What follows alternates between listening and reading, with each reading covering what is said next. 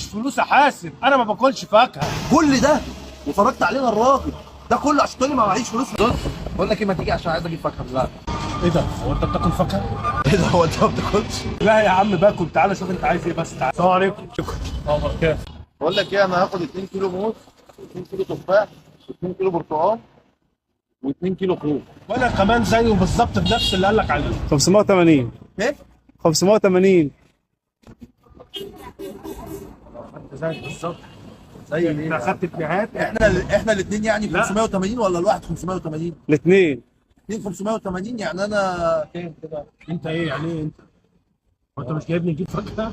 بجيب لنفسي. انت هتسوحني؟ في اختصار كده للوقت والكلام وتعب النقاش والمناهده، وعشان ابقى دوب وما لفش وادور من الاخر كيش فلوس احاسب، انا ما باكلش فاكهه. كل ده وفرجت علينا الراجل ده كله عشان تقول لي ما معيش فلوس؟ ما تقول لي يا عم ما معيش فلوس، امال دخلت معايا ليه وفرجت علينا الراجل؟ يا عم الراجل يعني بيقول لك 580 جنيه، انا مش عارف اشتريت اصلا ايه ب 580. انا كمان ما معيش فلوس. السلام عليكم يا حاج.